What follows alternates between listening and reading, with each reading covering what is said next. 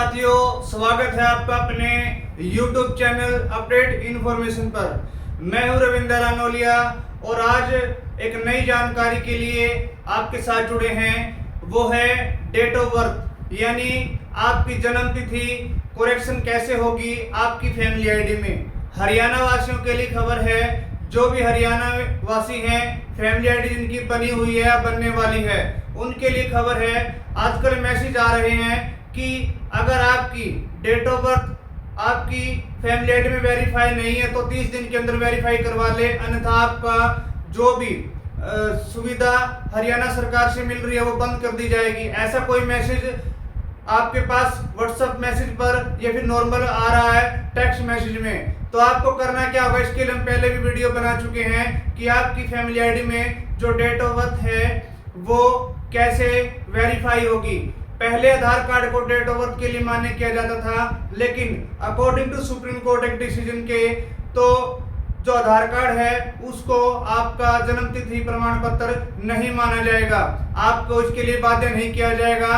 अगर आपकी date of birth Aadhaar card में गलत है या फिर आपके पास आधार कार्ड नहीं है, फैमिली आईडी में आपको डेट ऑफ बर्थ करवाने के लिए क्या क्या डॉक्यूमेंट चाहिए, वो आपके पास 4 डॉक्यूमेंट मुख्य हैं। जैसे कि पासपोर्ट होना चाहिए आपके पास।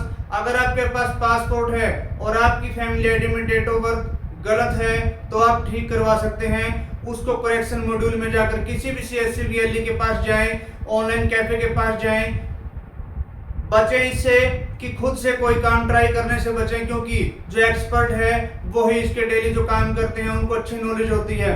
दूसरा, आपके पास डॉक्यूमेंट क्या होना चाहिए कि जो आपके पास SLC है यानी स्कूल लिविंग सर्टिफिकेट है। मान लिया आपने 10th क्लास नहीं की है, 12th नहीं की है, आपके पास कोई ऐसी मार्कशीट नहीं है जिसके अंदर आपकी डेट ऑफ बर्थ मेंशन नहीं है, तो आपके पास क्या होता है कि स्कूल लिविंग सर्टिफिकेट होता है SLC, जो कि आपको स्कूल से मिलती है।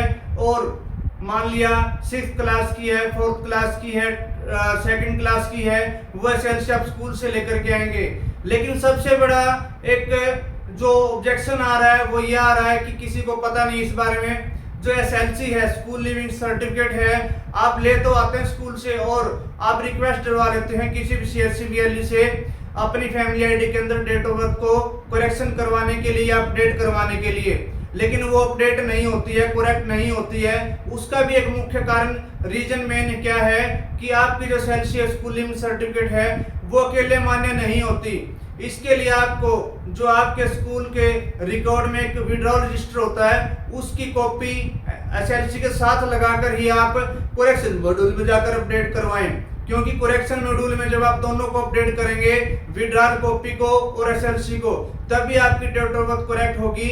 इसके लिए क्रेडिट डिपार्टमेंट ने स्पेशल मेंशन कर दिया है कि अकेले SLC पर हम जो डेट ऑफ बर्थ है वो करेक्ट नहीं करेंगे, आपकी डेट ऑफ बर्थ अपडेट नहीं करेंगे।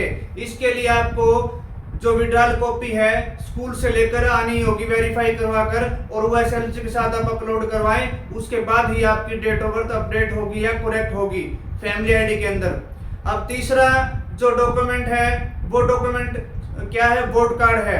अगर आपके पास वोट कार्ड है और वोट कार्ड में आपकी डेट ऑफ बर्थ सही है, आपकी आपके माता पिता की फैमिली में से किसी भी सदस्य की, तो आप इसको डेट ऑफ बर्थ करेक्शन के लिए यूज कर सकते हैं। आपके पास कलर प्रिंट होना चाहिए वोट कार्ड का।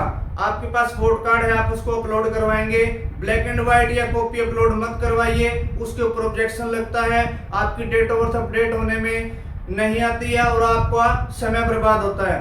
तो आपको करना क्या है, सबसे पहले आप कलर कोई भी प्रिंट निकलवाएंगे, आप चाहे PVC कार्ड पर, प्लास्टिक के कार्ड पर निकलवाएं या फिर किसी अन्य फोटो पेपर पर निकलवाएं कलर प्रिंट, वो आपको अपलोड करना है।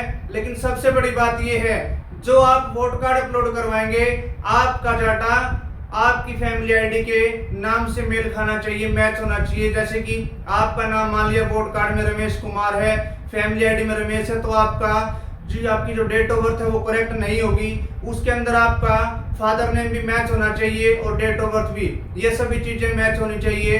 फैमिली आईडी में मान लिया आपका फादर नेम सुरेश है और वोट कार्ड के अंदर सुरेश कुमार है, तो भी आपकी वोट कार्ड करेक्ट होने में ऑब्जेक्शन लग सकता है, आपकी डेट ऑफ बर्थ करेक्शन में नहीं होगी, अपडेट नहीं होगी।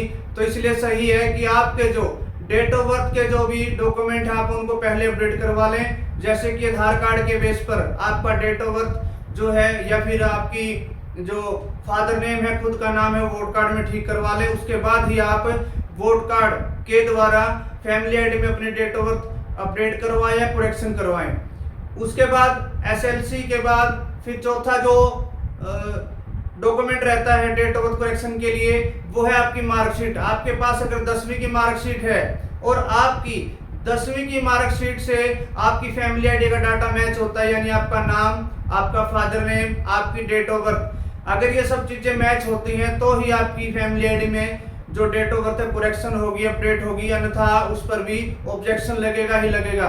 क्योंकि अगर आपका मान लिया खुद का नाम है, फैमिली आईडी के अंदर रविंदर है और उसके अंदर रविंदर कुमार है, तो भी आपका ऑब्जेक्शन लगेगा। और फादर नेम में भी मिसमैच है फैमिली आईडी और आपकी 10वीं की डीएमसी में, तब भी आपका ऑब्जेक्शन लगेगा ही लगेगा। इसलिए जो भी आप अपनी डॉक्यूमेंट अपडेट करवाना चाहते हैं करेक्शन के लिए, फैमिली आईडी में डेट ऑफ बर्थ अपडेट करवाना चाहते हैं, वो अपने सभी डॉक्यूमेंट अपडेट करवा कर रखें। जैसे कि पहले पासपोर्ट बनवा लें या स्कूल लिविंग सर्टिफिकेट बनवाएं, तो उसके साथ विड्रॉल कॉपी स्कूल से लेकर के आए ओरिजिनल वेरीफाई करवा कर, या फिर आपके पास वोट कार्ड है तो उसमें डाटा सही से करवा कर रखें, आपका नाम, फादर नेम।